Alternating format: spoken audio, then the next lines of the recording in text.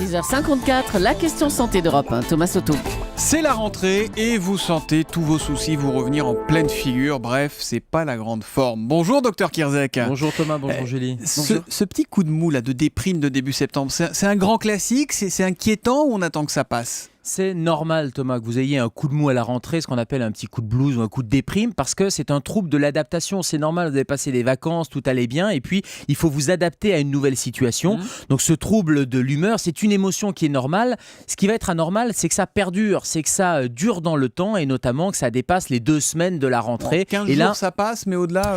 Alors la Haute Autorité de Santé donne une définition de la déprime et de la dépression. La dépression, c'est quand les symptômes perdurent au-delà de 2 semaines. Et la deuxième caractéristique, ça veut dire, c'est pardon, parce que c'est important cette distinction entre déprime et dépression, ça commence pareil en fait. Ça commence pareil, c'est un trouble de l'humeur, mais la petite déprime de la rentrée, c'est la tristesse de l'humeur avec des symptômes qui vont pas être très envahissants.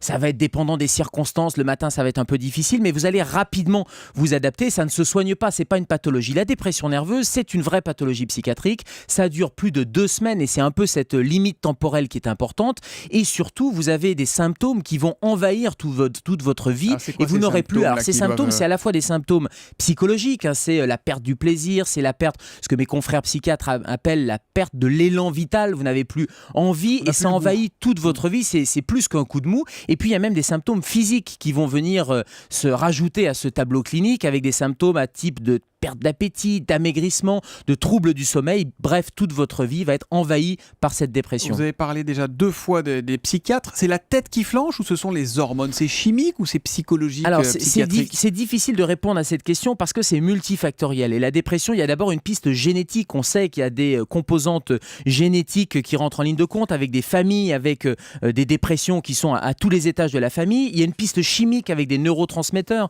C'est pour ça, vous savez, les neurotransmetteurs, c'est ces molécules chimiques qui sont dans le cerveau et qui font que ça fonctionne bien, ou bien que vous allez faire une dépression nerveuse, et c'est pour ça qu'on donne des antidépresseurs chimiques pour remplacer la chimie du cerveau qui ne fonctionne pas. Et puis il y a des épisodes dépressifs réactionnels, un deuil, une perte d'emploi, il y a une réaction normale là aussi qui va conduire à la dépression si les symptômes durent. Importance du diagnostic différentiel. Les hormones thyroïdiennes par exemple, qui sont un peu faiblardes chez certains patients ou patientes, ça peut être une cause de déprime ou de symptômes dépressifs, et c'est un diagnostic à éliminer par votre médecin. Bon, donc la solution, elle est à la fois à vous entendre entre les mains du psy et du pharmacien, ça dépend des cas.